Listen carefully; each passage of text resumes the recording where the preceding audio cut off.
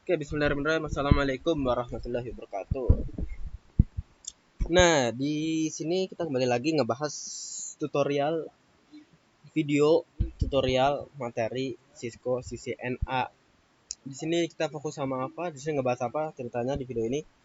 Kita bakal fokus bahas seputar materi DHCP. Udah kelihatan nih di judulnya. Kita bakal bahas DHCP. Di sini kita pasang gede-gede judulnya kali ini DHCP. Fontnya kita gedein. Mentok gitu juga. Waduh, gedean. Kayak gini dulu mungkin. DHCP. Jadi DHCP ini apa sih? DHCP singkatan dari Dynamic Host Configuration Protocol. Nah gini, DHCP itu singkatan dari Dynamic Host Configuration Protocol. Jadi apa tuh DHCP itu? Dynamic Host Configuration Protocol ini fungsinya apa sih? Fungsi dari sebuah DHCP itu untuk apa tadi lupa. Jadi untuk membagikan IP address secara otomatis. Ini gampangnya, IP address secara otomatis. Ini fungsinya nih. Fungsi DHCP membagikan IP address secara otomatis. Nah, kita bahas gimana sih membagikan IP address secara otomatis ini maksudnya. Nah, jadi kita ulang dari awal. Dari materi IP address. Nah, sebuah alat jaringan tentunya mau itu komputer yang kita pakai sehari-hari, mau itu server yang ngasih kita hiburan, yang ngasih layanan, yang ngasih service untuk kita gunakan, atau router, alat yang menghubungkan jaringan kita, wifi juga misalnya. Jadi semua alat jaringan tuh butuh sistem pengalamatan, butuh IP address untuk berkomunikasi. Semuanya butuh IP address. Nah, dengan IP address ini mereka bisa saling terhubung satu sama lain. Nah, ini ya, semuanya butuh ada IP address baru mereka bisa saling ngobrol, saling terhubung, saling ngomong, saling menyatu dalam mendirikan jaringan. Nah, tuh semuanya butuh IP address. Nah, terus IP address ini bukan suatu hal yang ada secara default, yang langsung ada sejak kita beli. Misalnya kita beli laptop, langsung ada IP address-nya. Kita nyalain laptop, tiba-tiba ada IP address-nya. Nah, itu sebenarnya nggak semudah itu. Jadi IP address ini walaupun sebuah hal yang penting, dia nggak muncul secara langsung. Dan ini harus dikonfigurasi terlebih dahulu. Misalnya ini si laptop, harus dipasangin dulu IP address-nya. Kamu IP addressmu 10.10.10.1. Nah, misalnya kayak gini. Terus di sini ada server juga, kita kasih dulu, harus dikasih IP address 10.10.10.2. Terus ada juga si wifi 10.10.10.3. Nah, gitu ya, dia harus dipasang, harus dikonfigurasi terlebih dahulu. Nah, terus konfigurasi ini cara paling dasarnya, cara gampang yang mudah dan paling dasar tuh caranya namanya static. Nah, static itu kayak tadi. Jadi kita pasang alatnya, terus alat itu kita kasih alat apa, kita kasih IP address secara manual lah, kita ketikin satu-satu. Nomor IP addressnya berapa, baru subnetnya berapa, IP gateway juga ada, sama DNS. Contohnya nih kayak laptop di sini. Nah, ini ya laptopnya nih, kita ke desktop, IP configuration ini buat setting IP address ya. Nah, di sini kita ketikin 92.168 misalnya IP addressnya 10.10. Subnet masknya syukur-syukur dia ada otomatis. Di sini ada IP gateway lagi, kita setting lagi 10.1 ketik. Terus DNS 8888. Nah, gitu. Itu cara setting IP address secara statik. Nah, tapi gimana kalau misalnya laptop di situ nggak cuma satu? Kayak banyak kasus-kasus di dunia asli, mungkin di kantoran tuh. Kan dalam sebuah kantor pastinya IP-nya nggak cuma satu kan, atau mungkin dalam satu sekolah tuh pasti laptopnya ada banyak. IP, nah ya laptop atau komputer di sana pasti ada banyak. Di sana ada 10, satu kelas 10, di sana ada 10 kelas. Nah itu udah ada butuh 100 laptop tuh yang dikasih IP. Nah gimana dong? Ada 100 laptop yang perlu dikasih IP. Masa iya kita ketikin satu-satu, kita tulis satu-satu, kita keliling setiap kelas gitu kan nggak mungkin. Nah makanya ada di sini sebuah solusi yang diberikan oleh para network engineer, para penemu jaringan lah, ini yang bikin protokolnya keren nih orangnya.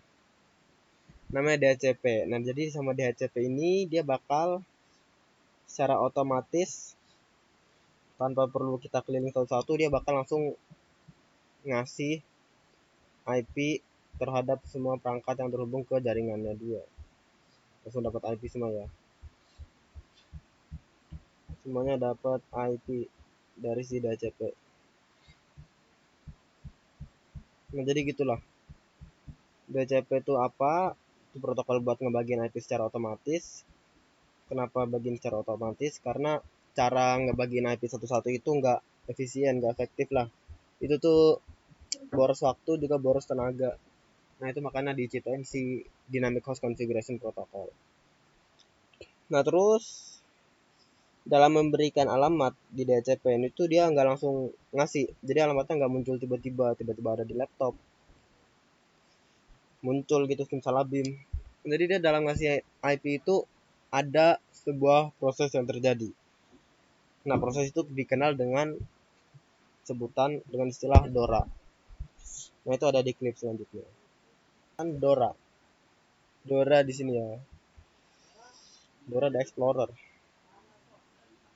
DORA nih gampang kan? DORA itu apa maksudnya?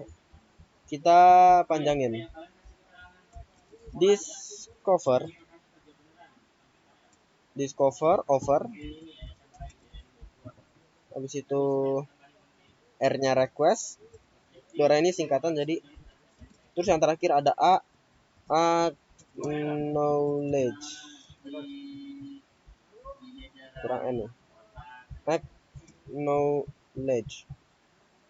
Nah ini ya DORA, discover, over, request, sama acknowledge. Nah jadi dia nggak sembarangan ngasih IP address. Jadi sama ngasih IP address itu ada sebuah proses yang terjadi dari discover di sini. Pertama tuh jadi si klien nih. Nah ini udah mantep nih, server. Gini ya, jadi ada dua. Jadi yang ngomong tuh yang ada di DHCP itu dia terjadi antara dua sisi, ada sisi klien sama server. DHCP terjadi antara klien sama server. Klien ini sebagai pelanggan ya, dia yang menggunakan layanan IP address. Nah terus yang ngebagiin IP address itu DHCP server. Itu intinya, DHCP server. Jadi ada server, ada klien. Klien yang minta, klien ini bisa laptop, HP kita, dan end device lainnya. Nah server ini bisa server DHCP, bisa juga pakai router atau perangkat layer 3 lainnya. Jadi yang pertama terjadi itu discover. Discover itu apa? Jadi discover ini si klien dia mengaktifkan DHCP, fitur DHCP, terus dia tuh bakal nyari server yang ada di jaringannya dia. Dia ini ngelakuin broadcast, dia manggil lah intinya, di jaringanku ini ada server nggak, ada DHCP server nggak. Nah itu namanya discover tuh, dia nyari, si klien nyari apakah ada server atau enggak. Nah terus kalau misalnya dia nemuin server, lanjutlah ke tahap kedua. Di sini ada over. Nanti kalau discover tadi dari klien, kalau over di sini dia prosesnya dari server. Jadi dari discover tadi yang kliennya nyari, dikasih jawaban sama server. Oh ya ini saya ada DHCP, saya ini server DHCP, saya punya IP address. Di over ini dia memberikan jawaban kepada klien, sekalian menawarkan ini ya, IP address untuk digunakan. Nah habis over ini si klien ngejawab lagi request. Oke lah, berarti di sini ada DHCP nih ya. Ini prosesnya lebih enak dilihat di sini nih. Oke lagi nih, di sini ada DHCP. Dia nge-request nih akhirnya. Boleh nggak saya pakai IP address sekian? Saya boleh nggak minta IP address? Nah itu. Jadi habis ditawarin si klien ini nge-request, boleh nggak saya minta IP address? Nah terus yang terakhir nih acknowledge. Di tahap terakhir, akhirnya si server bakal ngasih IP address ke klien. Dia bakal ngasih identitas ke klien tersebut. Akhirnya si laptop bakal punya IP address, bisa komunikasi deh akhirnya. Nah itu DHCP itu prosesnya. Gampangnya Dora. Kalau kepanjangannya discover, offer, request, dan acknowledge. Nah ini nih. Ini literasinya bagus. Nah ini ya. Dari discover yang pertama, si klien nge-broadcast, dia nyari DHCP di jaringannya sendiri, di offer. Yang kedua offer, server yang ngejawab nih, saya ada DHCP. Terus ada request, proses negosiasi peminjaman IP address dari klien ke server nih request. Ini request dari klien. Yang terakhir acknowledge. Di acknowledge ini si klien udah diberikan IP address. Nah itu DHCP. Sekarang kita lanjut ke praktek. Ini udah pakai jaringan yang tadi, baru ada 2 laptop, kita banyakin laptopnya. Ada laptop baru, laptop baru, laptop baru. Nah di sini ada 5 laptop sekarang. Kita hubungin semuanya ke switch. Nah gini kan jadi banyak tuh. Ini kalau kita pakai cara statik berarti kita satu-satu lagi. Ya masih belum capek sih, tapi kalau misalnya nanti mungkin banyak kasus dimana jumlah laptopnya tuh lebih banyak dari ini. Mungkin ada puluhan, 50-an, ratusan mungkin. Nah itulah itu DHCP bakal berjasa banget di sini. Nah di sini kita tambahkan satu device layer 3. Di sini saya makanya router ya. Di sini bisa juga pakai DHCP server, tapi kita makanya router di sini. Gimana cara setting DHCP di router? Oke, routernya kita hubungkan. Nah, kita masuk ke routernya. Jadi di router sini, routernya kita klik ya, kita akses, buka, masuk ke CLI. Nah, nanti kita ditanyain nih, mau nggak initial konfigurasi nggak? Ini kalau ditanyain, would you like to enter initial configuration di dialog, kita no aja. Kita ketikin no. Nah, lanjutnya kita langsung mulai konfigurasi si routernya. Enable configure terminal. Nah, di sini kasih nama dulu lah. Dia kita kasih nama routernya DHCP. DHCP di sini karena dia bakal fokus jalanin fungsi DHCP. Nah, di sini kita mulai dari interface dulu. Interface kita pilih kabelnya, kabel mana yang arah ke para klien. FA00 nih ya. Satu-satunya kabel yang digunakan juga cuma FA00. Nih, FA00. Di kabel FA00 itu kita aktifkan no shutdown. Aktifkan dulu kabelnya biar router terhubung nih, udah aktif nih. Link dari router ke para laptop nih udah aktif. Oke, FA00 udah nyala. Terus kita kasih IP address. Nah, jadi biar si router ini dikenali, biar dia bisa komunikasi, bisa jadi sebuah DHCP server, dia harus dikasih IP address juga dong. Router ini kita kasih DHCP lah namanya. IP-nya kita kasih di sini 192.168.10.1 255 ini subnet masuknya 255.255.255.0 berarti slash dia pakai slash 24. Nah oke, kita udah nyalain kabelnya, udah aktifkan IP address. Lanjut langsung kita masuk di konfigurasi DHCP. Jadi tahap pertama di sini kita buat DHCP pool dulu. Kita buat satu pool IP DHCP pool. Terus kita kasih nama misalnya untuk kantor apa ya, full 1 nih. Nah, kita masuk config DHCP nih ya. Kelihatan ya, dia menunya udah ganti dari config ke DHCP config. Nah, di sini tahap pertama kita tentuin network dari jaringan yang mau kita bagiin IP. Nah, jadi dia mau network berapa sih jaringannya. Nah, di network ini dia juga menentukan jumlah dari apa ya? Jumlah IP yang bisa dibagikan lah. Jadi sesuai juga di sini networknya, kalau misalnya kita pakai slash 24 berarti dia bisa sampai 256 IP ya. Itu materinya subnetting gitu. Kayak gini kita tulis networknya formatnya 192.168.10.255. Nah, ini network kepasang, network segitu ya. Samain sama network dari ini nih. Kita samakan sama network yang kita pasang di interface-nya. Oke, 10.0. Kalau sudah masang network, langsung kita masang default gateway. Default gateway ini apa? Ini tuh IP yang akan kita bagikan sebagai gateway. Jadi di DHCP ini dia ngebagikan IP address sekalian atributnya, ada IP gateway. Kita bisa juga bagiin DNS buat para klien dari DHCP kita. Untuk default gateway ini kita kasih tahu IP gateway dari jaringannya. Untuk di sini gateway-nya ya si router. Jadi di situ kita kasih nomor yang terpasang di interface FA00-nya router. 10.1. Nah, di sini 10.1 samain default gateway, default router ya, kita tulisnya salah saya. Maaf. Jadi dia kalau Cisco tuh ada salah, kita ada salah ketik, Cisco bakal ngoreksi ya, dia ngasih koreksi nih, ditunjukin. Nih salah input nih.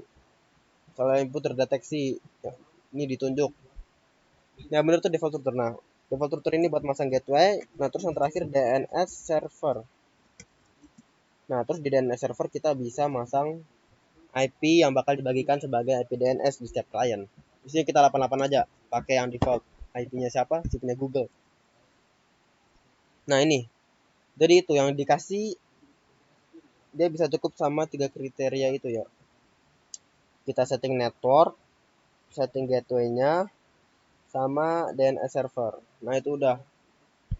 Nah, dengan gini udah berdirilah sebuah DHCP server yang berlokasi di router 0. Nah, jangan lupa ya switch-nya diterang dulu. Nah, switch yang ke arah ke DHCP kita terang. Biar switch-nya bisa sinkron sama router. Interface FA06 ya, tuh FA06 yang terhubung ke router. Export mode terang. Nah, habis itu gimana kita testingnya? Coba kita mulai dari laptop yang paling atas dulu nih, laptop 5. Kita masuk ke konfigurasi IP address-nya laptop itu di desktop IP configuration. Nah, ini kita ubah ke mode DHCP. Nanti dia minta, nah kalau berhasil bakal muncul notifikasi nih DHCP request successful. Nah, jadi gitu tuh lebih gampang kan. Kalau pakai static tadi, kita ngetik satu-satu nih. 192.168 misalnya 10.30. Subnet mask. Oke, otomatis bagus. Default gateway kita masukin lagi 10.1. DNS server 8888. Nah, itu aja udah ngabisin berapa detik tuh kira-kira? Ya 7 detik 10 detik lah. Tapi kalau kita pakai cara DHCP, tinggal klik, tunggu beberapa. Nah, langsung jadi dia. Jadi kita nggak perlu ngetik sama sekali, kita perlu sekali klik doang, itu udah langsung dapat IP address. Ini laptop 3, desktop IP configuration DHCP. Dia minta, nah dapat lagi IP-nya. Laptop 1 juga DHCP, dapat lagi. Laptop 2 nih yang terakhir, IP configuration kita DHCP-in. Nah, dapat. Udah gampang banget. Jadi itulah DHCP, bikin kehidupan network engineer tambah mudah. Bagus banget. Sangat berjasa ya. Coba kita tes nih. Komunikasi antar laptop, apakah IP yang diberikan DHCP itu solid? Nih, sukses hasilnya. Kita coba lagi kirim dari laptop 5 ke ujung laptop 2. Hasilnya sukses. Dari laptop 3 ke laptop 1 hasilnya sukses. Nah itu, jadi dia pakai IP dari DHCP tuh sukses. Jadi dia bisa komunikasi semua karena adanya DHCP. Karena ada sistem IP address. Nah ini kalau penerapannya juga di dunia sehari-hari kita, DHCP ini mungkin tanpa kita sadari telah sangat membantu ini penerapan nih. Penerapan. Jadi selagi kita main internet, selagi kita chattingan atau menggunakan itu ya jasa jaringan, itu kita pasti menggunakan butuh IP address juga. Nah, kenapa selama ini kita bisa internetan tanpa setting IP address dulu di laptop kita masing-masing? Nah, itu karena adanya si DHCP ini. Jadi karena udah ada DHCP, jadi kita bisa langsung menggunakan internet tanpa setting IP. Jadi nggak perlu lagi ngatur-ngatur secara manual karena udah ada DHCP di jaringan kita. Nah, itulah seputar DHCP. Mungkin itu aja. Terima kasih udah nyimak nih videonya. Assalamualaikum warahmatullahi. Mohon maaf kalau ada salah nih, banyak pasti salahnya. Assalamualaikum warahmatullahi wabarakatuh.